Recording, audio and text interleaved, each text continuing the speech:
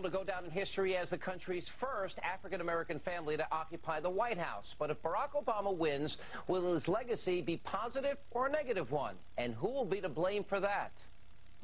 For both Barack Obama and Hillary Clinton, this has been one of the ugliest primary seasons in recent memory.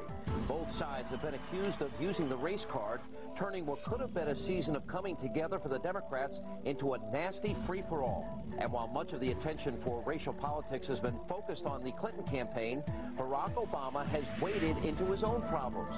As more is learned about Barack Obama's positions, his past, and his affiliations, it seems that the change candidate has all the same problems with race as those before him. Let's start off with the recent endorsement given to Barack Obama by the Nation of Islam's head, Louis Farrakhan. Now, while Obama has refused Farrakhan's support and has condemned his past anti-Semitic statements, it wasn't until Tuesday night's debate that he went as far as some would have liked in distancing himself from the man who once referred to Judaism as a gutter religion.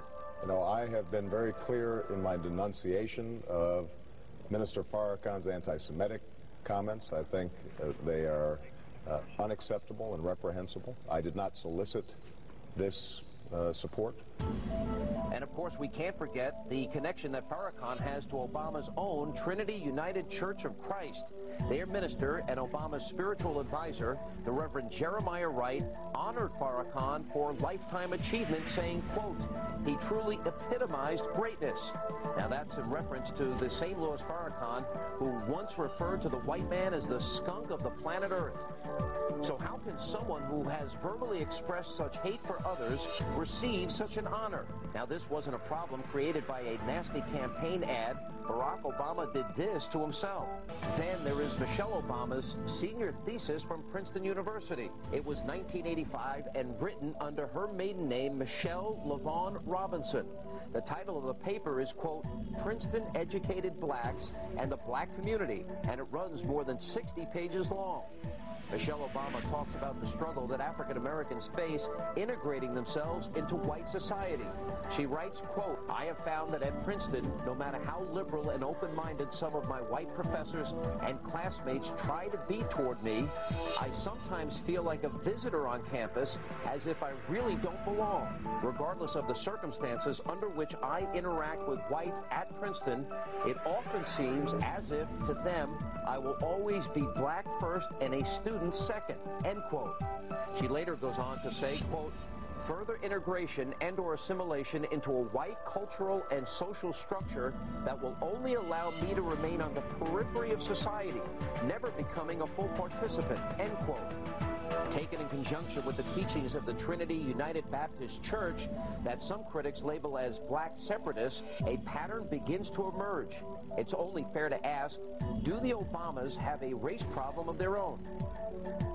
And joining me now is Democratic strategist Jacques DeGraff is with us. Jacques, how you doing, man? Good to be back. We appreciate you being here. Thank you very much. All right, there's concerns now that are coming up about Barack Obama. Number one, should it matter to people that Louis Farrakhan, you know, his newspaper referred to the white man as a skunk of the planet Earth and Judaism a gutter religion, that Barack Obama's church and pastor bestows a prestigious award on Farrakhan? Should people not be concerned about that?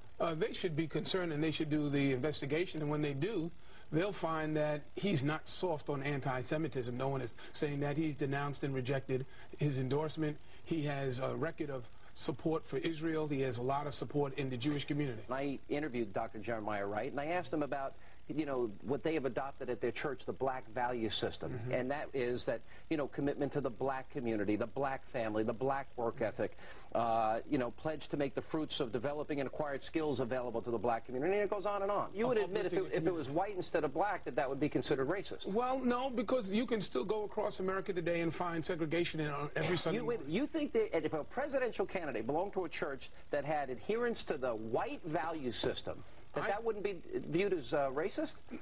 Racist means you're putting somebody down or excluding someone. There's no evidence that a white person has ever been turned away by Barack's church. In fact, the denomination that he's a part of has many white members. Well, look, it raises other questions, too, because the issue came up, as we all know, when we discussed about Michelle Obama.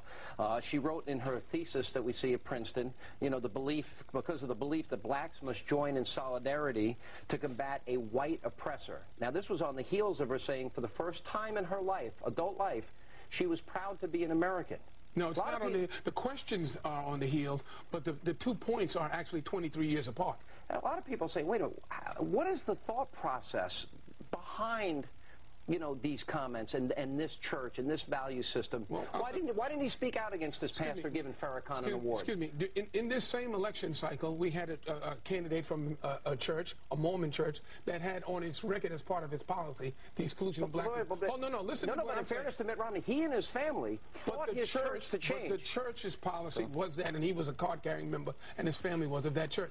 This year, in this election cycle, the IRS of this government is now investigating Obama's church right now. They are. And how come no one is saying anything about that? Well, I think it's an issue. But it's a free speech issue and a freedom of religion issue. Right, but it was about association. But a member of a church is being investigated by the federal government for speaking to other members. But in fairness, conservative preachers have, and their churches, when candidates speak, there's always scrutiny. I got to ask you one last question before we go. The issue came up, this issue of the Weather Underground, and in the 1970s, this guy, William Ayers, and he admits that he was responsible for and participated in the bombing of the police headquarters in New York City in 1970, the Capitol building in 1971, the Pentagon in 1972. Jonah Goldberg wrote a piece that Obama visited Ayers' home as a political launching pad in the 1990s, and that his spokesman said and referred to them being, quote, they're certainly friendly. Should Barack Obama be friendly with a man that declared war and takes responsibility for bombing a police headquarters at our Pentagon? And I'm not a spokesman for Barack Obama, but I'm sure as a Christian he believes in forgiveness and has searched for forgive a guy that bombed our Pentagon, and in 2001, the same person said, we didn't do enough. 2001, he said. I don't know the basis of their friendship. I would not comment on their friendship. Here's the comment from his spokesman. They are certainly friendly. Then they have a basis for a friendship, and friends stick together. You can be friends with a terrorist. Evidently he is. All right, Jacques, thanks for being with us. Thanks for having me. Appreciate it.